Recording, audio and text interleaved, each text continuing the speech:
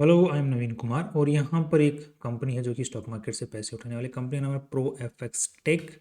इसका जो आईपीओ 26 जून से 30 जून के बीच में खुलने वाला है। 87 का इन्होंने कट ऑफ प्राइस सेट किया है, 1600 का लॉट साइज। आप ये कंपनी जो है लगभग 40 करोड़ रुपए इस आईपीओ के थ्रू उठा रही है, जिसमें से 2 करोड़ रुपए तो मार्केट मेकर्स के लिए रखे गए रिजर्व और 38 करोड़ रुपये जो है कंपनी पब्लिक से उठाने वाली है।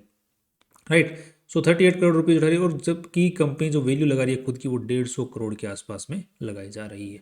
अब यहाँ पे कंपनी के जो प्रमोटर लोग हैं उनके पास में 70% के आसपास मालिकाना हक था before the IPO. After the IPO लगभग 50% रह जाने वाला है। अब कंपनी करती क्या है, तो कंपनी डिस्ट्रीब्यूट करती है, अपने शोरूम्स वगैरह इन्होंने खोल रखे हैं, एक्सपीरियंस सेंटर्स भी इन्होंने खोल रखे हैं जहाँ पर ये जो स्पीकर्स होते हैं उनको बेचने की कोशिश करते हैं, जो कि अलग अलग ब्रांड्स के स्पीकर्स होते हैं।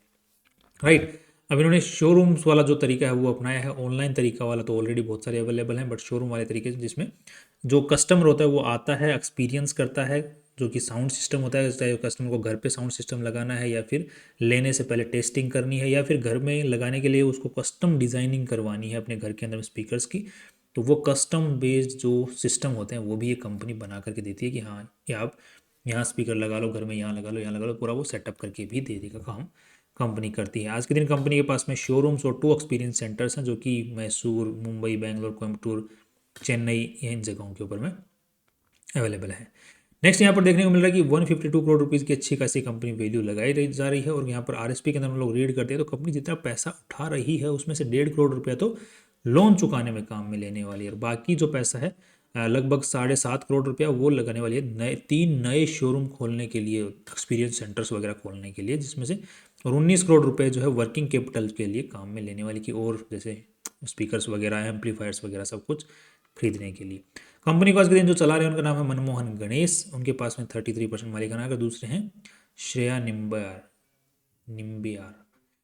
नेक्स्ट यहाँ पर देखने को मिल रहा है कंपनी का जो शुरुआत है वो यहाँ पे 2006 के अंदर में ही हो गई थी, एंड उसके बाद में कंपनी जो है चलती हुई आ रही है, और यहाँ पर इन्होंने जो माइलस्टोन्स हैं वो यहाँ पर अचीव ये वाले किए हुए हैं। नेक्स्ट यहाँ पर कंपनी कोई सब्सिडरी, एसोसिएट, जॉइंट वेंचर कुछ भी नहीं है। मनमोहन जो गणेश जी हैं इनके बारे में आप लोग पढ़ सकते हैं, 56 ईयर्स की इनकी एज है। और नेक्स्ट यहाँ पर देखते हैं तो इनके जो पास में जो एक्सपीरियंस है वो 33 ईयर्स का एक्सपीरियंस है। राइट। इसी पर्टिकुलर लाइन में जिसमें वो काम कर रहे हैं, और साथ में ही आज के दिन ये 48 लाख रुपए सालाना तनख्वाह लेते हैं। राइट। नेक्स्ट यहाँ पर जो लोगो है वो रजिस्टर्ड है प्रो एफएक्स। एंड नेक्स्ट यहाँ पर जो प्रॉपर्टीज़ कंपनी जितने भी काम में ले रही है, चाहे वो शोरूम हो, चाहे वेयर हाउस हो, everything everything is on the lease. और यहाँ पर कम तकरीबन 15 प्रॉपर्टीज़ हैं जो कंपनी काम में ले रही है, और रेंट भी ठीक ही है जिन लोकेशंस पे कम। अब जैसे शोरूम वगैरह हो गया, एक्सपीरियंस सेंटर हो गया, तो उनको अच्छी लोकेशंस पे खोलना पड़ेगा और वहाँ पर रेंट भी अच्छा खासा ही होता है। अब यहाँ पर इन्होंने अपने जो शोरूम्स वगैरह हैं, वेयर हाउसेज वगैरह हैं, उनकी इन्फॉर्मेशन यहाँ पर इन्होंने दे रखी है जहाँ पर ये स्टोर करके रखते हैं अपना माल। और यहाँ पर इन्होंने एक्सपीरियंस सेंटर्स की भी फ़ोटोज़ लगा रखी हैं जहाँ पर कस्टमर आता है, एक्सपीरियंस करता है और फिर सामान खरीद के लेके जाता है। नेक्स्ट कर्नाटका के अंदर सबसे ज़्यादा इनका माल बिक रहा है आज के दिन, बिकॉज ज़्यादातर जो अमीर बन रहे हैं नए नए वो सब कर्नाटका से ही निकल रहे हैं, बिकॉज यहाँ पर कंपनियाँ अच्छा खासा पे कर रही हैं नए नए अमीर। राइट। और साथ में ही तमिलनाडु, महाराष्ट्र, तेलंगाना, केरला इनसे भी ठीक ठाक निकल रहा है। महाराष्ट्र तमिलनाडु का तो नाम हो रहा है बिकॉज चेन्नई वहाँ पे। नेक्स्ट कंपनी का डिस्ट्रीब्यूशन चैनल। अब सीधी सी बात है, कंपनी एक्सपीरियंस सेंटर, शोरूम तो वगैरह खोल रही है तो इन्हीं से सबसे ज़्यादा माल बिकेगा कंपनी का। तो डिस्ट्रीब्यूशन तरीके से कंपनी का यहाँ पर 72% माल निकलता है। बाकी रिटेलर्स के थ्रू भी कंपनी का माल निकलता है और कॉरपोरेट सॉल्यूशंस भी निकलते हैं। सो कंपनी इस हर तरीके का साम दाम दंड भेद सब अपना रही है माल बेचने के लिए, सब तरीके जहाँ से भी माल बिके। अब यहाँ पर कंपनी काफ़ी सारे प्रोडक्ट्स हैं वो बेचती है, बिकॉज अब साउंड का बात है तो साउंड का बात है तो यहाँ पर एम्पलीफायर्स भी होंगे, अलग अलग टाइप के स्पीकर्स भी होंगे, छोटे वाले भी स्पीकर होंगे, बूफर्स भी होंगे, सब बूफर्स भी होंगे, you know side angle woofers भी होंगे, स्पीकर्स होंगे। So everything is there in the company's portfolio. अब ये कंपनी की जो वेबसाइट है उसको भी आप लोग देख सकते हैं, इसके ऊपर में जाके आप एक्सपीरियंस कर सकते हैं कौन कौन सी जो ब्रांड्स हैं उनके आपको प्रोडक्ट्स यहाँ पर मिल सकते हैं। तो वेबसाइट भी इन्होंने बना रखी। अब थोड़ा सा हम कंपनी की आरएचपी के अंदर में हम लोग अगर बैलेंस शीट की बात करते हैं तो लगभग 66 करोड़ रुपए इस पूरी कंपनी में लगा रखे हैं प्रमोटर्स ने, जिसमें से प्रमोटर्स का जो पैसा लगा हुआ है, राइट, वो है 37 करोड़ रुपए। उसके अलावा जितना ही पैसा कंपनी में लगा वो उधारी का है, उसमें भी ठीक ठाक उधारी जो कंपनी है चुकाने वाली है। अब उधारी कितनी चुका देगी, बट कितनी है कंपनी के ऊपर में आज के दिन। तो अगर लॉन्ग टर्म उधारी देखते हैं, जो कि लोन है वो लगभग 70 करोड़ रुपए का है, और कंपनी ने प्रोविजंस भी ठीक ठाक यहाँ पर रखे हुए हैं। कंपनी को नुकसान होने का जो खतरा होता है वो प्रोविजंस के अंदर भी रखा हुआ है, और साथ में कंपनी ने बोरोइंग भी शॉर्ट टर्म भी ले रखा है, लोन वगैरह वो 1.5 करोड़ के आसपास का ले रखा है। सो कंपनी चुकाएगी अच्छा खासा, तो ये लोन का जो है वो बच जाएगा पैसा। कंपनी ने माल उधारी के ऊपर में बहुत उठा रखा है, यहाँ पर देखने को मिल रहा है। और कंपनी के पास में अगर हम लोग बैलेंस शीट में देखते हैं तो जो माल है खूब पड़ा हुआ है, राइट। यहाँ पर हम लोग देख रहे हैं कि कंपनी के पास में माल जो है वो बहुत इन्वेंट्री जो है खूब पड़ी हुई है। पिछले साल 15 करोड़ थी, उससे पिछले साल 15 करोड़ थी, फिर इस बार 15 करोड़ थी, इस साल जो है 29 करोड़ का माल पड़ा हुआ है। कंपनी ने बहुत ज़्यादा माल खरीद लिया, बेच पाई नहीं है। तो ट्रेड रिसीवेबल्स भी ठीक ठाक है कंपनी के। 21 करोड़ ट्रेड रिसीवेबल्स रहना कोई छोटी मोटी बात नहीं है, बहुत बड़ी बात होती है। वो भी ऐसे बिजनेस के अंदर में जिसमें आप पेमेंट दो और निकलो, मान लो और निकलो। ऐसे किसी बिजनेस के अंदर में ट्रेड रिसीवेबल्स रह जाना इट्स ए ग्रेट चैलेंज। तो आने वाले टाइम के अंदर में कंपनी का सबसे बड़ा चैलेंज ट्रेड रिसीवेबल्स ही रहने वाला है। रेवेन्यूज़ देखते हैं तो कंपनी का revenues are increasing very good. And यहाँ पर कंपनी का जो माल बिक रहा है स्टॉक इन ट्रेड वो भी ठीक ठाक बच जा रहा है, क्योंकि इस साल कंपनी का ठीक ठाक बच गया है। अब इसका एक बहाना ये भी हो सकता है कि कंपनी जब माल खरीदती है तो जितना बड़ा ऑर्डर देती है उतना ही कंपनी का नेट मार्जिन बचता है, उतना ही सस्ते में फिर कंपनी बेच पाती है, तो कस्टमर को फायदा होता है और कंपनी माल ज़्यादा निकाल पाती है। तो इसलिए कंपनी का अगर बड़ा ऑर्डर दिया है तो यहाँ पर माल फिर भी बच गया है।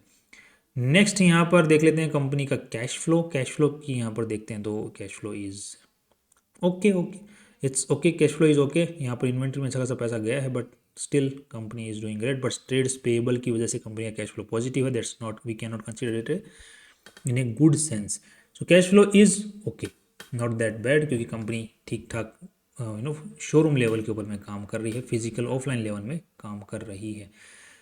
सो ओवरऑल जो जो कंपनी का सिनेरियो बन रहा है उसको एक बार पी और पीबी रेशियो के थ्रू से निकाल लेते हैं, ताकि हमें एक रियल पिक्चर भी हमारे सामने आ पाए। तो यहाँ पर 12 करोड़ रुपए कंपनी ने इस साल कमाए हैं पूरे साल के अंदर में, जिसके हिसाब से कंपनी ने जो वैल्यू लगाई इसके साथ 14-15 के आसपास की वैल्यू निकल के आती है, राइट। 13 के आसपास की वैल्यू निकल के आती है। एंड 13 की वैल्यू पी रेशियो, अब यहाँ पे कोई कॉम्पिटिटर इस कंपनी का आज के दिन लिस्टेड कॉम्पिटिटर तो दिखा नहीं हमें, क्योंकि इसी सेगमेंट में पर्टिकुलरली काम करता हो इसी तरीके से, तो हम लोग कंपेयर तो नहीं कर पाएंगे, ऑफकोर्स सी बात है। तो 13 का पी रेशियो इस पर्टिकुलर कंपनी, इस पर्टिकुलर इंडस्ट्री के लिए ठीक है, बट द प्रॉब्लम इज़ कि इस पर्टिकुलर ये जो सेगमेंट है ये सीधा सीधा ऑनलाइन शिफ्ट हो रहा है, बट कंपनी के पास में एडवांटेज है कि एक्सपीरियंस दे के फिर बेच रहे हैं। तो अब जो बड़ी कंपनियां जो ऑनलाइन है, जैसे बोट हो गई, JBL हो गई, तो JBL के प्रोडक्ट्स यहाँ से बिक रहे हैं, तो कल को चाहे तो बोट भी इनके थ्रू अपने प्रोडक्ट्स बिकवा सकती है। तो इनके पास में एक्सपीरियंस सेंटर, इन्हीं का एक्सपीरियंस सेंटर यूज़ करके बोट भी अपना माल बिकवा सकती है। So that's not an issue. So आने वाले टाइम के अंदर में जितना माल जैसे ऑनलाइन ही बिक रहा है, तो अगर वो भी एक्सपीरियंस सेंटर भी अगर किसी तरीके से टेक्नोलॉजिकल तरीके से अगर एक्सपीरियंस करवाना चालू कर दिया ऑनलाइन वालों ने, तो फिर इनके लिए थोड़ी दिक्कत हो जाएगी। बट जाके खरीद के सुन के ले के आना वो एक्सपीरियंस एक अलग ही है, खैर, तो वो इनको एडवांटेज मिलने वाला है। सो बाकी कंपनी ने कमाई ठीक कर रही है, वैल्यू भी ठीक लगाई है, और पीबी रेशियो के हिसाब से हम लोग देते हैं कि नेटवर्थ कितनी है इनकी, 37 करोड़ रुपया, और 40 और उठा रही, लगभग 38 और उठा रही है। सो यहाँ पर देखने को मिल रहा है कि 70 करोड़ के हिसाब से 2 का पीबी रेशियो निकल के आ रहा है। 2 का PB ratio is again fine, not that bad. So overall company की अगर व्यू बनाया जाए तो लिस्टिंग गेन इसको मिलना चाहिए। I am hopeful listing gain, because this is a new thing in the market. तो अब बाकी लिस्टिंग गेन कितना मिलेगा वो तो अभी पता नहीं है, बट मिलना चाहिए, I am hopeful. Long term के हिसाब से थोड़ा दिक्कत है अभी, शॉर्ट टर्म के हिसाब से थोड़ा बहुत ट्रेंड ऊपर की तरफ में आ सकता है। लॉन्ग टर्म का दिक्कत क्यों है, बिकॉज कुछ ट्रेड रिसीवेबल वाले सेगमेंट्स और प्रमोटर्स की होल्डिंग काफ़ी कम हो रही है, तो वो जो इश्यू है वो अभी बना हुआ है।